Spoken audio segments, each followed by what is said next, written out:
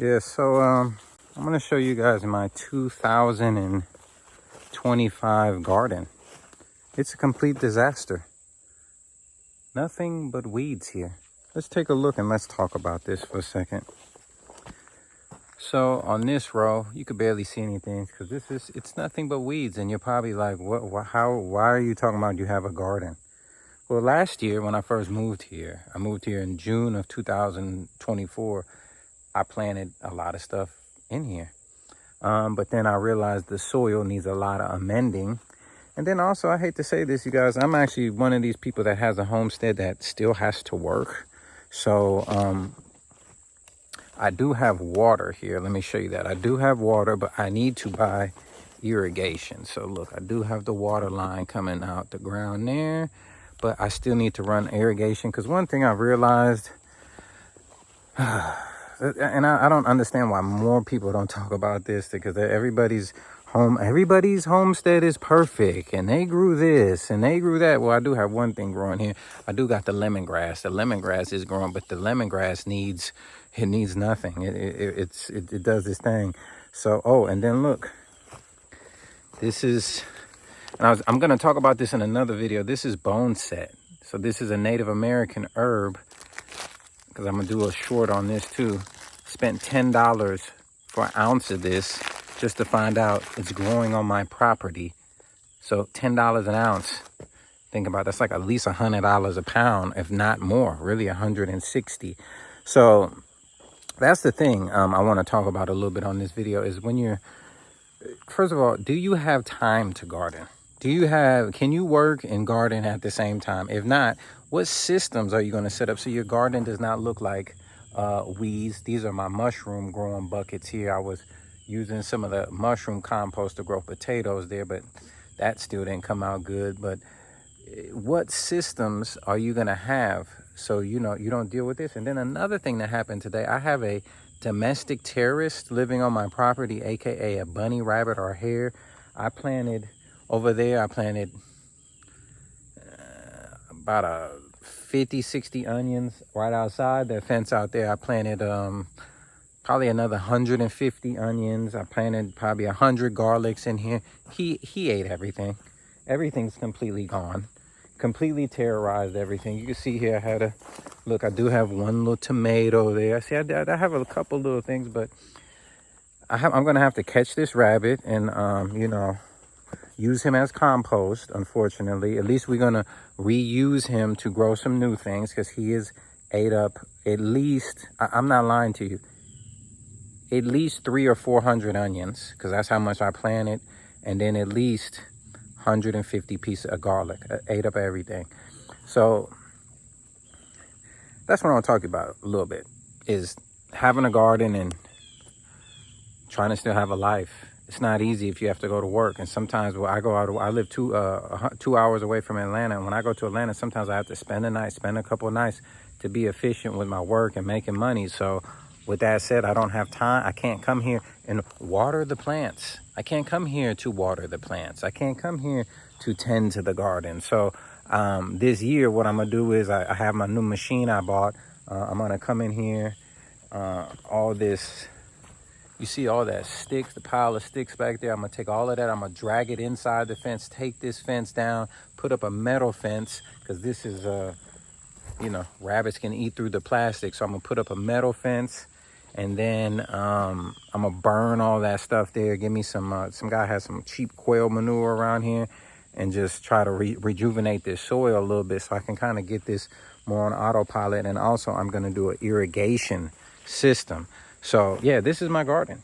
It's nothing but weeds, but like I said, there's still some things from last year that grew. I still have some sage here. I don't know if you can see that, a little bit of sage. I think back here we got some oregano in the back. So there's still a couple things that's growing back here, but I guess I'm not as perfect as everybody else. I think this is some more bone set here too. This bone set's really growing, man. I'm gonna get ready to chop all this stuff down and not have to pay $10 an ounce for it. Bone set, if you check it up, I may put something here in the video. It's a Native American herb, indigenous aboriginal like myself. And It helps with colds. It helps with a lot of different things. So I just want to talk to you guys. It's starting to rain here a little bit, but I'm gonna go onto the other side where my culvert is at here in a second and show you what I'm doing this year, so I can have some ongoing things going on. Because really, it's about working smarter, not harder. And that's what I'm trying to get to with the farming, especially for people that have to work, that have to, and excuse me, I don't have to technically work because, you know, everything here is paid for, but guess what? I love to work. I love to make money. I like to buy things for my property. And, you know, I have to, you know, go out and produce income for that to happen. So I'm going to take you over here to the other side of the property. But yeah, that's the makeshift garden. But guess what? 2026. It's on, partner. I'll see you in a second. All right, so this is my culvert. You can see the culvert pipe right there. And what I'm doing is I have a peach tree right there. You can see that. I planted that in February. It actually bore some peaches, or had some peaches. I don't know if I'm using that word correctly, in July or June. So what I'm doing now, me and my dear friend, we're taking out all the weeds out of here. As you can see, it's a lot of weeds, but there's some good plants in between, and we're planting perennials. Because, like I said, with the other garden I just showed you, I don't have time to water it. I'm gonna put that on irrigation, but this area I can't really put on irrigation. Well, I could put it on irrigation, but I rather just grow things here that will keep growing every year and keep this from eroding. So look, we got some echinacea that was just transplanted yesterday. We have some lemon balm here. I believe this is the lemongrass. I believe. Let me smell it. I believe this is. Yeah, I think that's the lemongrass. Then we have some sage right here. You can see the sage. And let's go down here a little bit more. I believe this is yarrow. I have to check. Some of these plants, you know, I didn't plant them all, so I'm not an expert. This is some more lemongrass. This is a blueberry plant that I planted earlier this year. You can see this little blueberry. So that's a blueberry plant.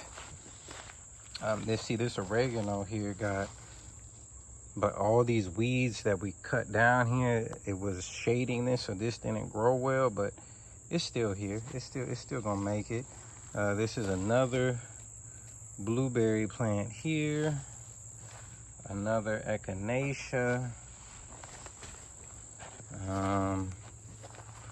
This is the mint. You can see the mint here, the mint plant. That's another sage right there.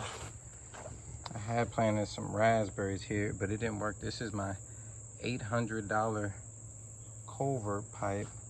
So let's go back onto the other side real quick. So this mint, this is a different type of mint here. I'm gonna get ready to plant that this week.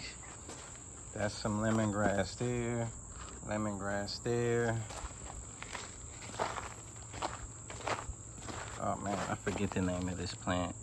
I'll put it on the screen when I make the video and I remember it, but I forget the name. I just got this lavender plant. I think I'm gonna keep that in a pot though. So we'll see about that.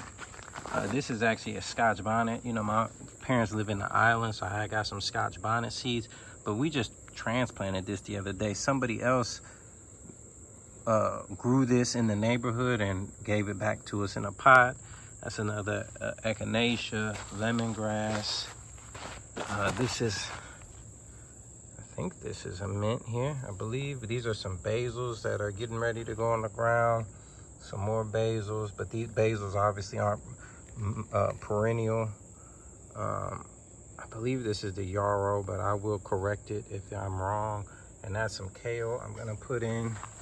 And then we have the rosemary down here. The rosemary plant you can see here. Rosemary, sage. I believe she told me that's a tamarind tree, but I don't know if tamarind is gonna grow good here. My parents have a tamarind in their property, but like I said, they live in the Caribbean. That dandelion just got transplanted, but it ain't looking too hot, so we'll see if that makes it. More lemongrass. And I was looking at this today. I'm gonna have to look this up. I actually think this is a wild sage plant. We didn't plant this here, but I believe this is a wild, so I'm gonna look this one up. And then we have some more lemon balm right there. And then, of course, we got more of the bone set. More bone set here, more bone set there. So I'm gonna harvest this in a couple weeks once it completely flowers. So we're working on it, but that's the goal, man, is just to make life a little easier, grow these herbs and plants that will regrow every year. I just got some perennial onions.